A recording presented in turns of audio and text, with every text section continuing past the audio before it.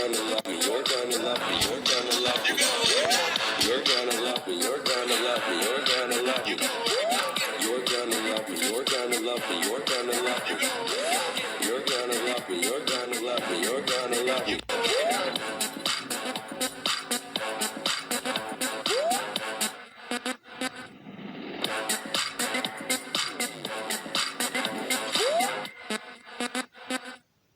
How awesome was that? I mean, I didn't even think I could get more excited, but somehow I'm more excited. My friends, my name is Adam Ward, and like you, I am a huge fan of Lego Build, and I'm so excited to welcome you to the first ever LegoCon, which of course is short for Lego Confetti. Here we go.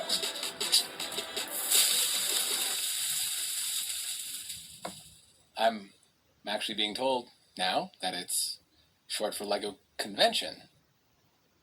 Makes a lot more sense. The first ever LegoCon, live from Lego House, will start soon, and the hosts, Michelle and Melvin, are thrilled to welcome you. Share your reactions during the show using emojis on your webpage, starting now. You can also share your questions. Michelle and Melvin will tell you when. And you can even vote in live polls, and the first poll is live on your screen, like right now.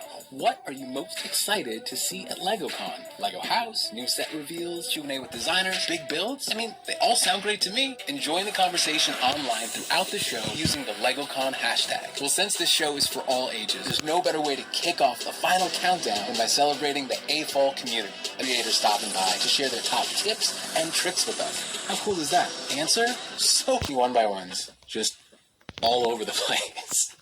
Lego confetti one-by-ones, just all over the place. Lego confetti.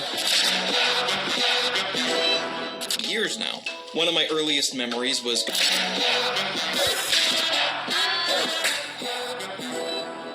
Hi, my name is Kevin Ulrich, and I'm a stop-motion animator, and I've been working as an independent contractor for the LEGO Group for almost 8 years now. One of my earliest memories was going to the toy store and picking up a classic pirate set with my dad. I was a military kid, which meant that I moved every 2 to 3 years, and building was one of the few constants in my life.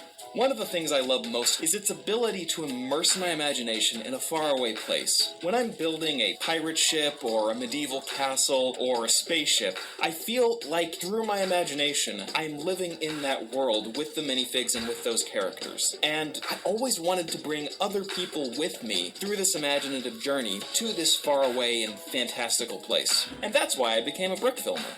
Stop motion is one of the easiest types of filmmaking to get started in. Take a frame, move a character, you take your frame, do that 1,000 times, and voila! You have a 1-minute video of your characters coming to life. But while it's incredibly easy to get started, it's incredibly difficult to master.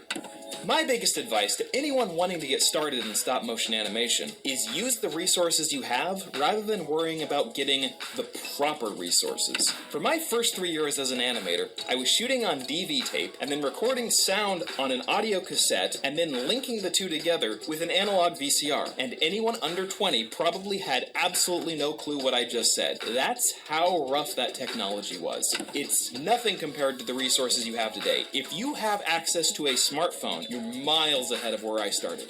Download a free app, set up your characters, and start taking one frame at a time. You'll learn a lot very quickly, like how to secure your camera, how to block out the windows so the lighting doesn't keep shifting, and you'll keep getting better from there. Don't worry about making it perfect, because it won't be. Learn to lose yourself in the joy of bringing inanimate objects to life.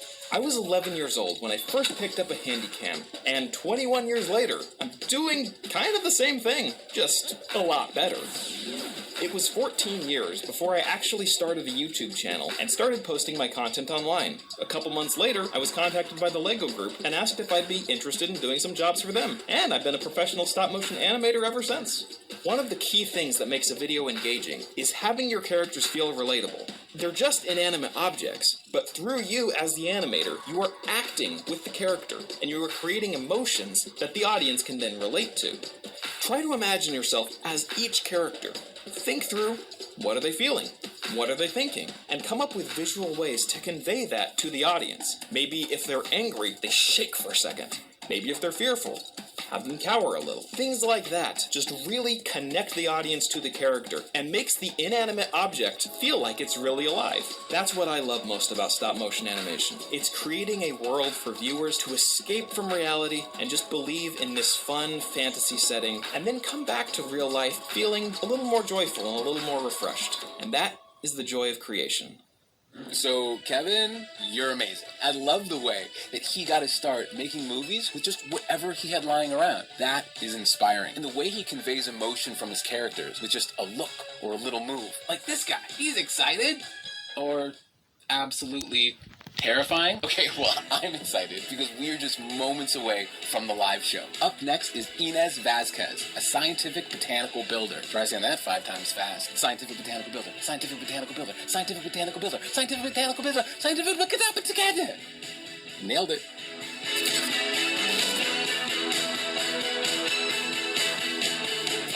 Hi, I'm Inez. I'm an AFOL from Manila and I build Philippine flowers. I'm a biology major and I spent a lot of time studying plant taxonomy, and I would spend hours studying specimens, drawing them, and writing about their different characteristics. And it was something that I really enjoyed. And when I started building, I thought of it the same way, that I would try to make my build as accurate as possible, because I thought of myself more as a scientist rather than as a Lego artist. I started building the flowers because I wanted to build something that would promote Philippine biodiversity, and I was so surprised at how much people enjoyed them. I even sent photos of Rafflesia leonardi to my professor, Dr. Barcelona, because she was on the team that had discovered the species, and she really liked it. So that encouraged me to build more. But making accurate flowers is very difficult. I have to balance the accuracy versus the entire look of the flower and use my creativity. The most difficult part is choosing which parts to use. For example, this is Dillenia philippinensis, or the catmon, and for this build, I used windshields and clamshells to make petals and sepals. It worked out just right. But sometimes there are no available parts, so I have to build it from scratch. For example, here, this is Ceratocentron facili. This is my latest build, and I had the most difficult time building the central part, or the column. Finally, I decided to use these parts. So I used a lightsaber and a gear. So in building the flowers, I have had to be creative. Someone recently told me that there is art in science and science in art. And that's how I started thinking of my building. It's a balance of both science and art. I built 3 more flowers and brought them to the Japan Brick Fest. And I can still remember how happy the children were whenever they would look at the flowers. They would smile and point it out to their parents. And seeing them, I was so happy to be able to tell them that these are flowers from the Philippines. And I realized that this is what I want to do. I want to build things that would show children how beautiful my country is and how beautiful the world is. There. Wow, Inez, are you serious? Those flowers are gorgeous. Such creative part usage and such cool techniques. I love how proud she is of her heritage. And what an amazing way to share it with the world. I want to go to the Philippines. I want to see flowers with super long names. Speaking of things I want to see, I am so excited for the live show. How about you? What are you excited about? No, tell me, come on. Yes, talk to your screen. No way! Me too! Now let's meet a couple of builders who are masters of the mock. What's a mock? Well, Richard Board and Flint DeMarco are about to tell you.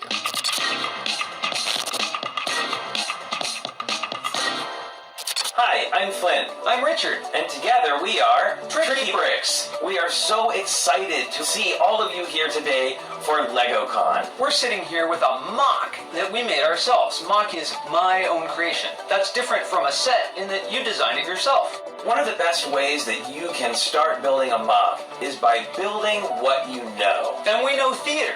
We come from theater. This mock actually opens in the front so that you can see the inside. Theaters have a lot of stories to tell, and ours is no different. And here we use color to help tell our stories, like the hats and costumes in our costume room, and then downstairs in the theater, you can see that we've used the red theater seats, and of course, the classic red theater curtain. Curtain going up. Minifigures are another great way to help you tell your story. By using the different expressions, you can really show the emotions. Here's a shot in the back of the theater, and you can see the technicians walking around on the catwalk, and there's our cast of characters. Of course, the biggest story we had to tell was on the stage, so we made sure to use colors that we hadn't used anywhere else in the model, like pink, light blue, and lime green.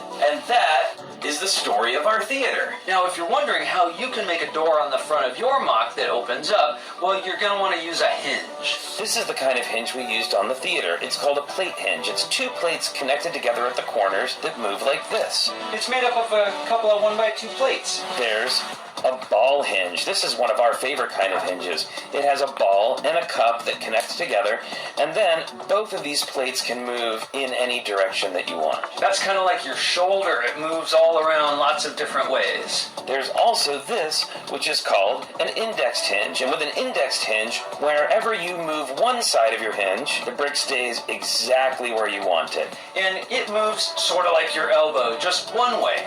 You can make your own hinge using a clip and a bar. Put the two together like this, and you have a working hinge. Another way we like to incorporate storytelling into our Lego models is with movement.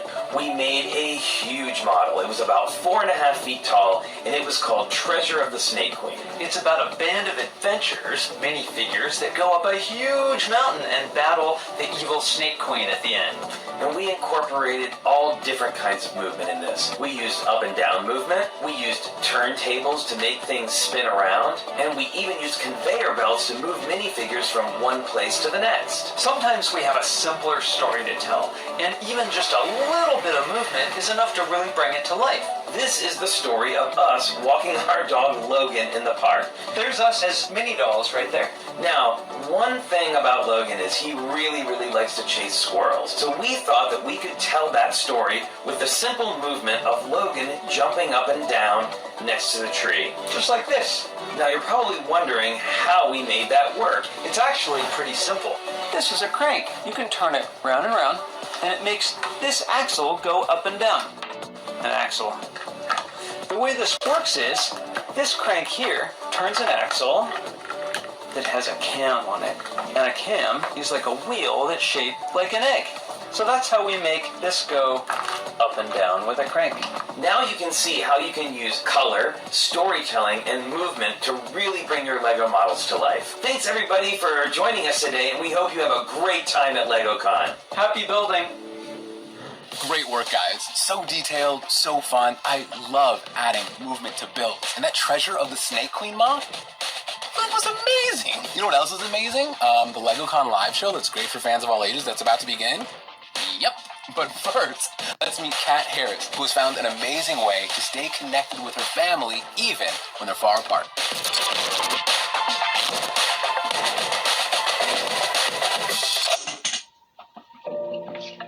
I did that so the camera would have something to focus on, so I wouldn't be blurry.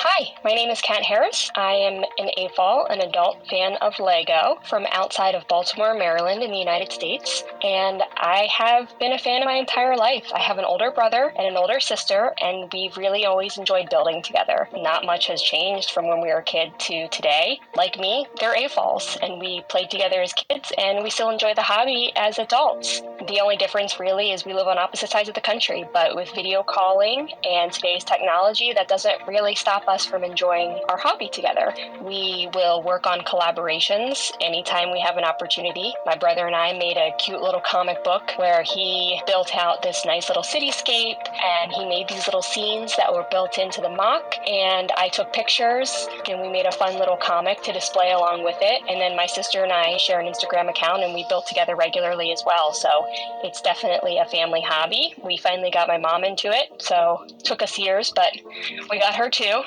We always check in on each other and share mocks and tips. And if we go to a convention, we always want to make sure to do a collaboration together. It has definitely kept us closer together as siblings. I don't always go into a build with a concrete plan. I know generally the size I want, the type of structure, and the general look. But that being said, I often make multiple instances or versions of different elements of the build.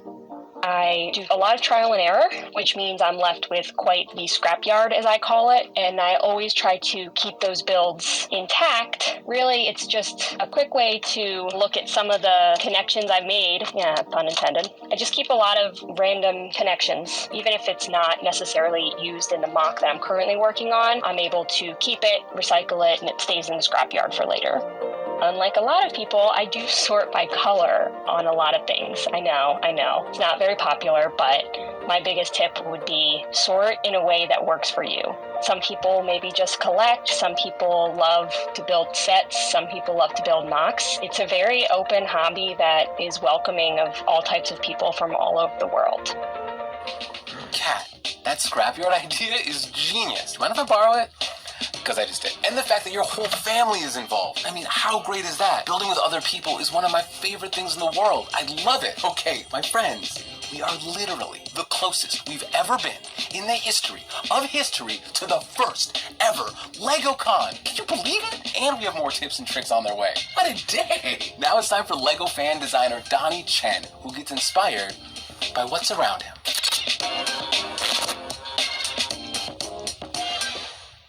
My name is Donnie Chen, and I'm the fan designer of the Lego Grand Piano. I'm a piano teacher, piano tuner, and technician, and I've been playing this wonderful instrument for over 30 years now. After building a couple of Lego official kits, I started making my own model of my own house using Lego bricks, trying to replicate all the furniture and details inside it. The house model received some good feedbacks from my friends and families. I think that gave me lots of confidence to create a submission for the Lego Idea platform and see if it could become an official product for everyone to enjoy. Lego Ideas is such a great platform to share your creations and ideas with other Lego fans around the world. It's also a great place to see creations and models made by other creators and try to learn their building techniques and their concepts as well. The community is very friendly and supportive. They always will give you very positive feedbacks on your model and try to help you improve them. And I'm looking forward to build more models for the Lego Ideas. As a piano teacher, I always get asked by my students how a piano works and what's inside the piano. So I always want to have a model piano that can be taken apart to show my student without actually taking my own piano apart.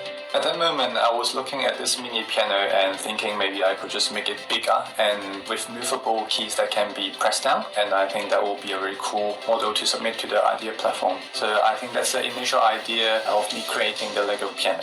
I started designing the piano on the computer with the keyboard section first, and after the keyboard sections, and I started thinking about maybe I should go ahead and do the hammers behind it as well, and then also the dampers and the pedals. It's a process of just keep challenging myself and see how many details I can put in this model. During the process, my wife also gave me some good ideas. For example, she'll ask me if the bench can be adjustable and also the floorboard can be soft closed. So I tried to put those details into the model as well. The first time I played with Lego bricks was actually in my friend's house when I was in primary school. He had 5541 hot rod set. I really love that set. I always try to draw inspiration from my daily life, and as I see an interesting object and I'll think about it, I can recreate it with Lego bricks, including all the functions in it. For someone who just started to build a Lego creations, I'll suggest them start with something small, maybe just a furniture in your house, like a TV, a fridge, a sofa, or maybe just a corner of your room. And just start building with whatever Lego bricks they have in their hands. With all kind of different Lego elements, I think the possibility is endless. You know how I know Donnie is brilliant?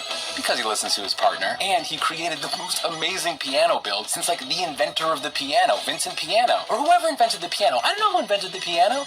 I'm gonna stop saying piano. Our final AFOL is minifig photographer extraordinaire Anna Batanga, who brings her minifig scenes to life.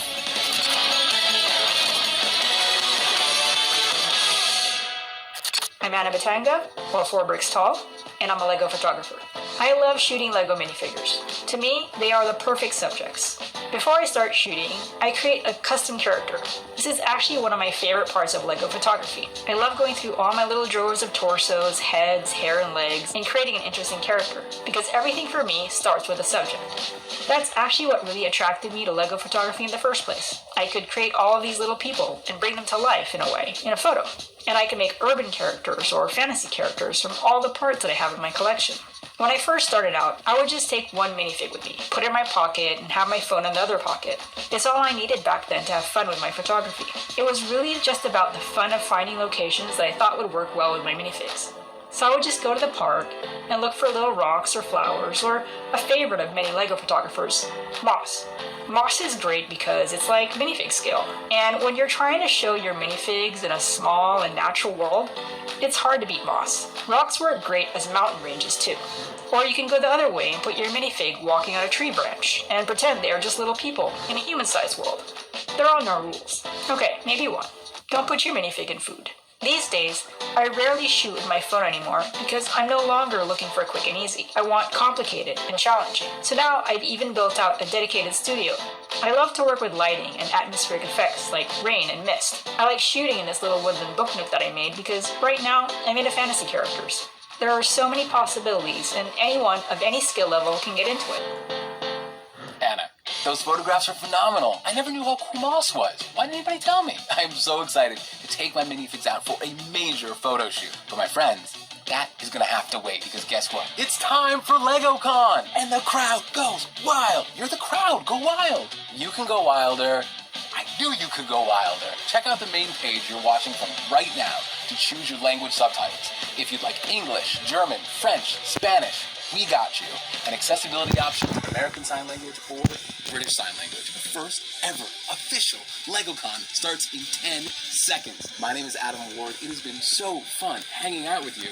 Now it is time to start the show. LegoCon, it's on.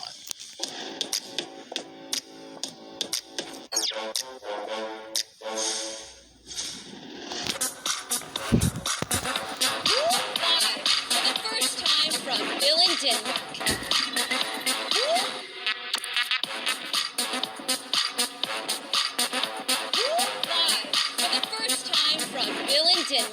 It's LegoCon 2021.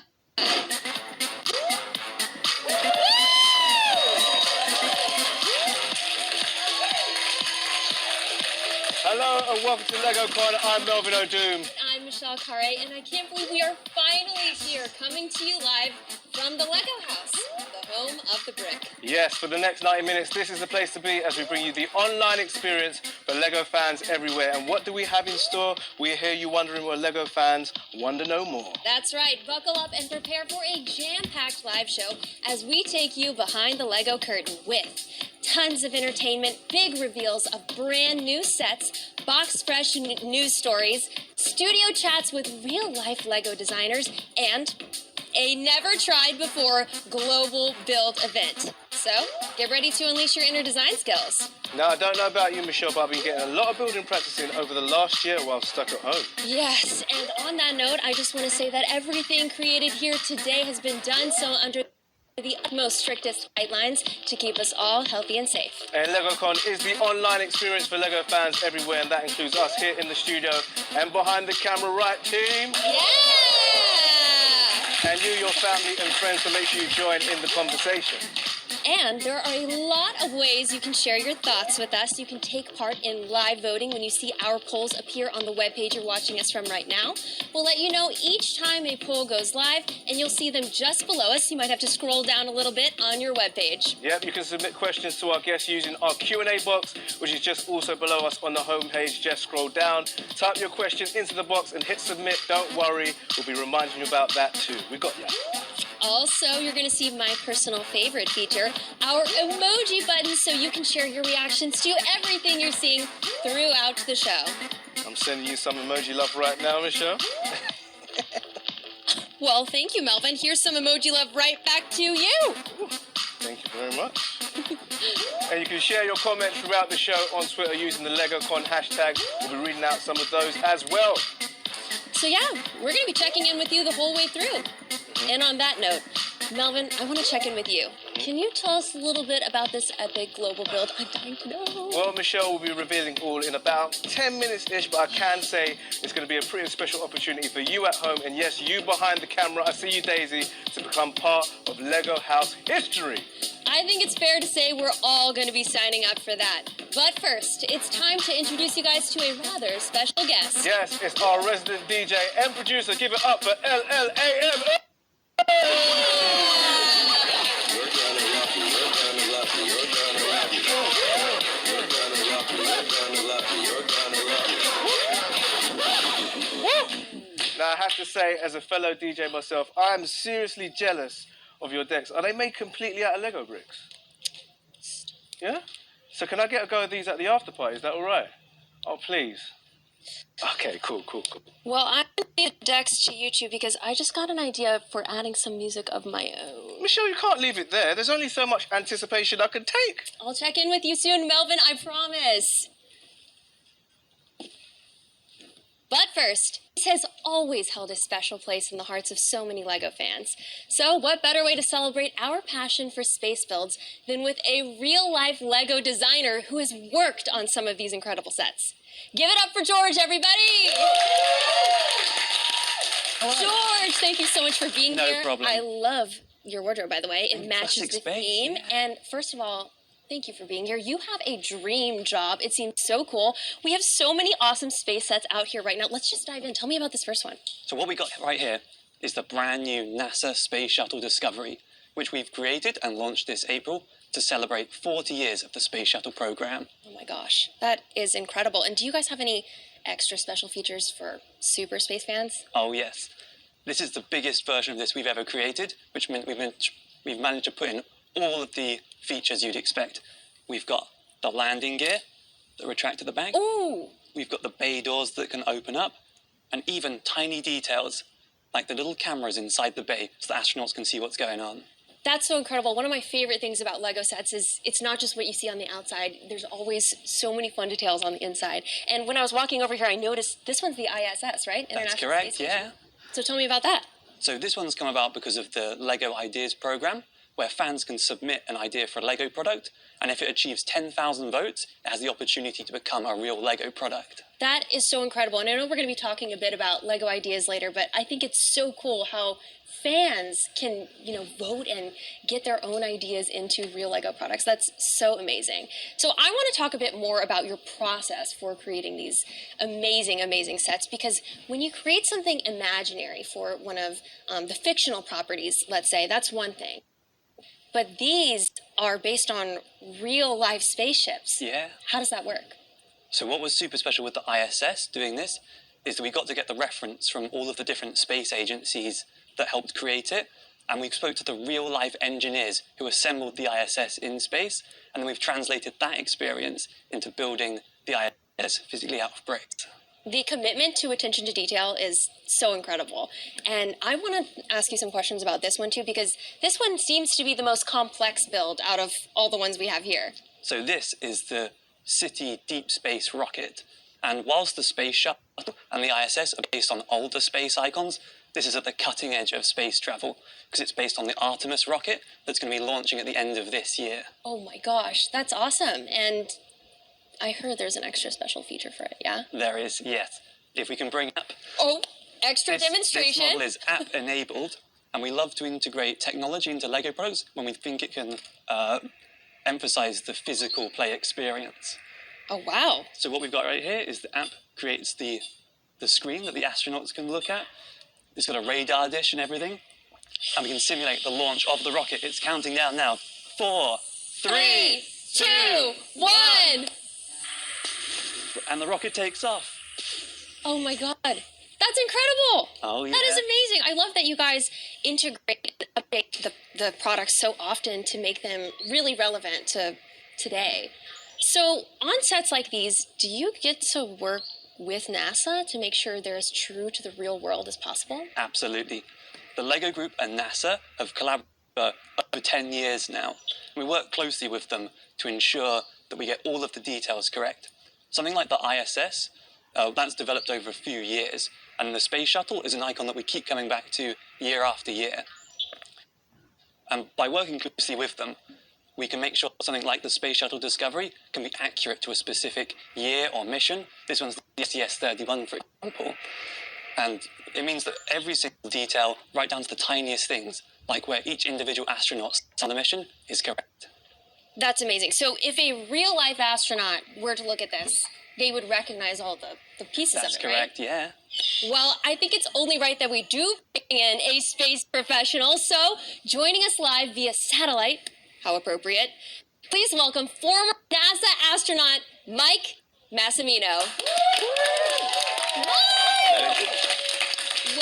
Welcome, Mike. I can't believe someone as busy as you has time for us today. Thank you so much for joining and for being a part of this. So I'm personally a huge fan of big adrenaline-packed challenges. So I was pretty jealous when I saw that you got to build a real Lego lunar lander in zero gravity. What was that like? Oh, it's pretty awesome. Thanks for having me, Michelle. Thanks for having me, and thanks for your designer there. Thank you so much for making these great products that we can learn about space with, even if we're former astronauts. Brings back a lot of memories. Doing that zero gravity lunar lander project was 2 years ago, and I love working and building Legos on Earth and with my kids and with my friends. But there's nothing like doing it in zero gravity. It makes it a little bit more challenging, but a whole heck of a lot of fun. Oh my gosh. Well, I think we all want to see it, yeah? Let's see it. So let's see a recap.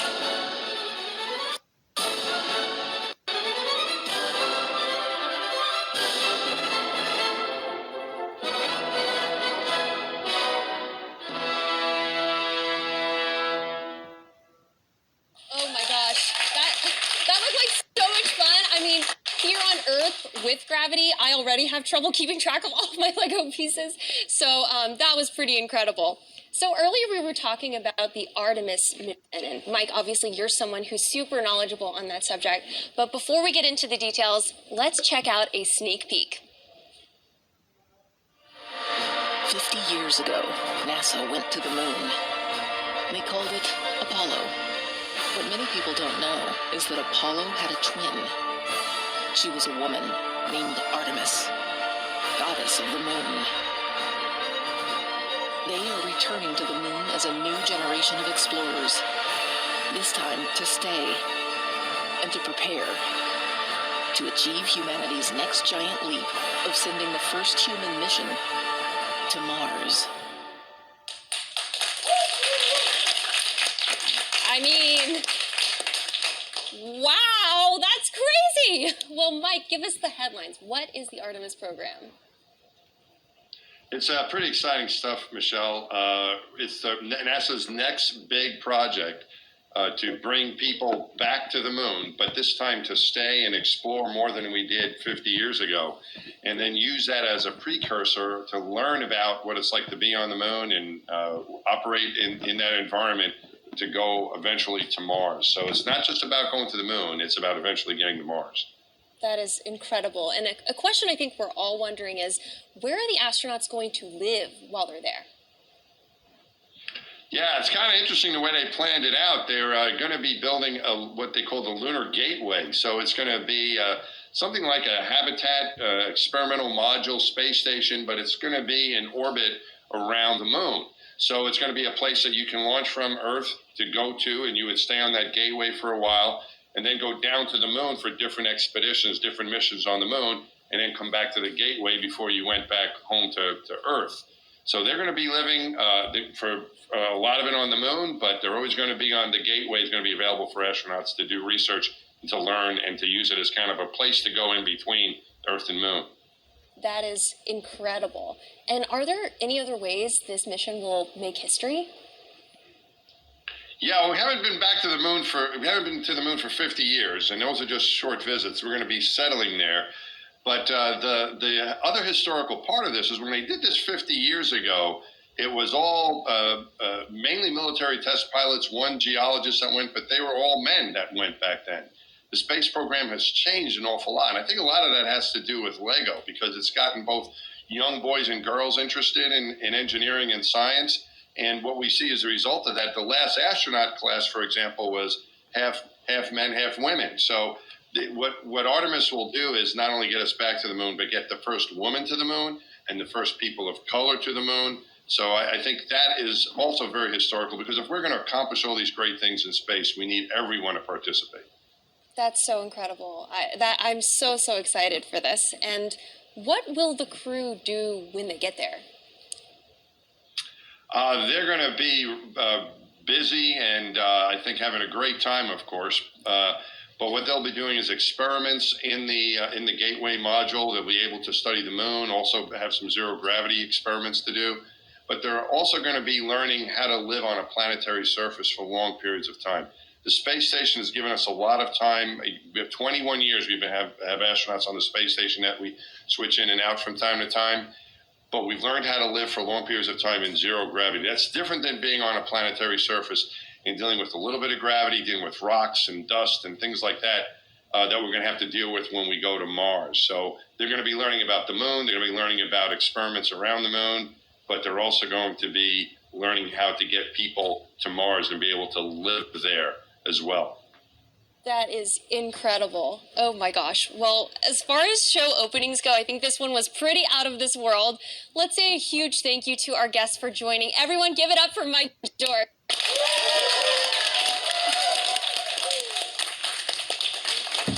Well, now I've got some building of my own to do, so I'm going to throw it over to Melvin. What's happening with you, Melvin? I'm right here, Michelle, and nothing's happening yet, but that's about to change big time. Now, we promised you guys a never-tried-before live build, and that's exactly what you're going to get starting now. So you see this wall, it stretches all the way between the red and yellow zones here at Lego House, and it's huge. Well, Lego fans, together, we're going to turn it into one of the biggest pieces of Lego Dots art created to date. Now, Melanie, you're the play hero here at Lego House. Dream job, by the way. What's the plan for this build? Well, Melvin, we are inviting our LegoCon audience to launch this new epic build here from Lego House. We call it Dot Lego House. Love the name. Yeah. Starting from this moment, running the summer,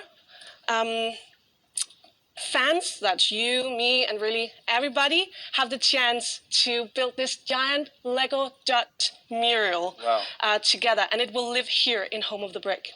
So many questions. First of all, why are we making this with Lego Dots? We chosen Lego Dots because Dots is all about making designs and patterns, and we think it will make a really striking installation here in Lego House for our future guests to see. All right, I'm in, but how do we do this? We're going to do it as easy as we can. So each of us will make our own design on a 6x6 white base plate.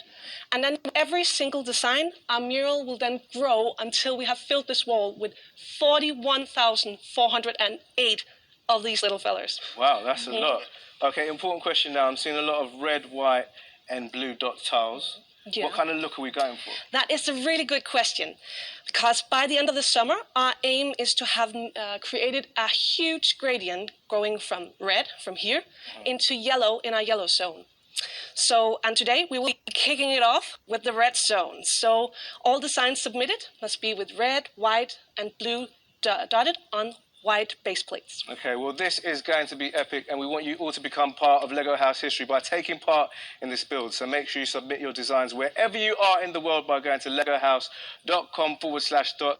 You can enter whether or not you currently own Lego Dots tiles. If you do already have a 6x6 base plate for one of your sets and the right Dots colors, then you can build your piece and take a photo. If you don't, then you can draw your piece and take a photo, or you can use online design tool to create your design and download a photo. Finally, you can share your photo with us by following the simple steps online at legohouse.com/dots. Now, along with your design, your name will be immortalized in a digital plaque right here for future visitors to see. Our play agents, Johanna and Gusta, are ready to start building your designs as they come in. Guys, are you warmed up and ready to go? Totally. Do you need to do any stretches? Maybe a bit. Okay, because we're not insured if you hurt yourself. Are you guys ready to get creative? Okay, well, joining us right now is Amy, a Lego designer here in Billund, and a fellow member of the Lego Masters team as a judge on the US TV show. Please give it up for Amy, everyone! Amy, Good to see you, girl. Hey, Melvin, it's awesome. Yes, our Lego paths have finally crossed. I know, I can't believe it's taken so long. Too long. So what Dots design tips do you have for our audience? I have so many, but my first would certainly be to keep it simple because you don't need to do a complicated design. I can do simple very well. To have a big effect. So perfect, you're going to be great with dots because look, if I just make some simple circles like this and I repeat the pattern a lot, you instantly get quite a cool effect.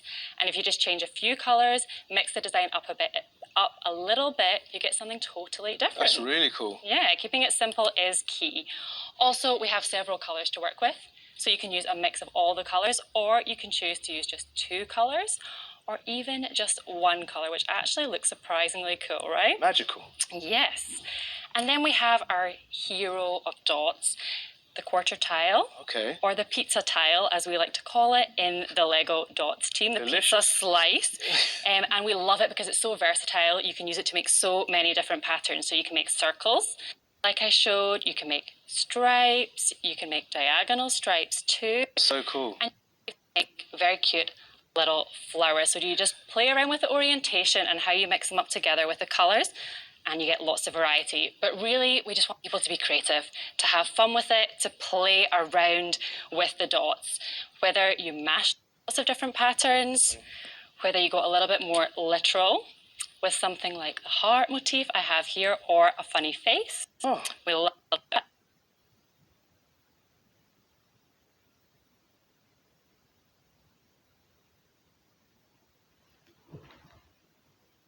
Well, that is awesome, Amy. And while I finish off my design, let's see how some of our A4 community are getting on with theirs. Let's build. With those dots. First, we're going to go to the TriDots website. Okay. Base plate. 6x6 white base plate for this. Like a create emoji, create a face with those ones. And then the smiling face. I'm going to start with a red pizza slice. I've seen them used in like the surfer house where they spelled out the word surf. What do you think? That looks like love. I like it. So we can just replace it with another one instead of deleting it. Yeah, I'm gonna like repeat the pattern down here, like a mirror. Created a nice little diamond there. You're using your negative space. White circle. There you go. There's a mustache. So it looks like whenever you're finished, you just click finish. Download your design. Cool. Some amazing builds taking shape there. And I've got my mural piece here, so can I get a drum roll in the studio, please? It's my honor to declare Dot Lego House artwork live. If I could just reach it, I'm a bit short. Yes! Steve, how you doing down there? Wonderful, fantastic. Remember, guys, head to legohouse.com/dots to share your designs, and we'll be back to check on our progress later on the show. Michelle, where you at? What's happening, girl? Well, I've just finished my design, Melvin, so I'll be handing this off to you in a bit. And we're getting ready to celebrate another moment in Lego history. Harry Potter fans, this one's for you. And for me, because I'm also a really big Harry Potter fan. So this year marks the 20th anniversary of the release of the very first Lego Harry Potter sets. So to celebrate this magical milestone, we've come up with our own special twist on A Battle of Hogwarts that will put 2 of our Harry Potter designers and their professional Lego wizardry to the test. Hi, my name is Marcus Bessa, and I'm a Lego Harry Potter designer. And my name is Georgie. I'm also a designer. And we're here today to take on this super awesome, amazing, and exciting Lego Harry Potter Speed Building Challenge. Let's do it, Marcus. In front of us, we have this super awesome Lego Harry Potter set, and we're going to go head-to-head to see who's the first one putting the last piece on this set. I'm so going to beat you to this. Not so fast. So while we're trying to do this, we're also going to try to answer some questions about how it is to have the best job in the world, and that is being designer for Lego Harry Potter. Definitely no better job than that. I actually hear that we're going to have some distractions coming our way. It actually might turn out to be a harder task than I thought. Are you ready for the challenge? Absolutely, let's do it. Ready, set, go. There is always that one piece that's missing. No. Here.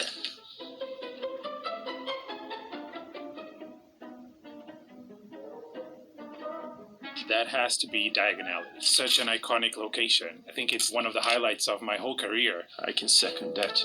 Look there.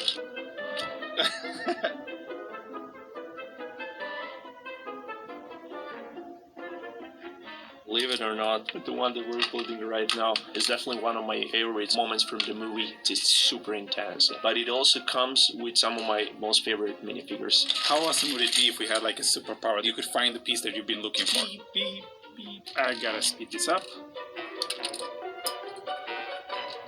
Got it.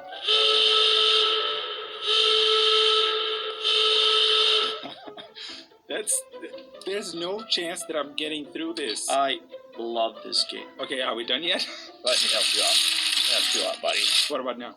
I can't wait to see what they're gonna throw at you now. I'll help you this one time. No, to the other side. Alright. We managed to put a little portraits in the classroom books that we did, and the portraits actually reference some of us in the design team. Yeah, try to find ourselves. Struggling much, huh? It's gonna be for him now. I'm just taking a moment to enjoy this. This is really hard. Try this again. Oh, that's great. I can have them both now. The joy of putting windows in the frames with two hands. Do you by any chance know where's my sticker sheet? Perhaps. I think I will, rewatch all the movies, which happens every year anyway. Relive the whole adventure yet again, and probably building the new wave of LEGO Harry Potter sets at the same time. That would be pretty perfect. There's not a whole lot of pieces left. Okay, last pieces. I don't know how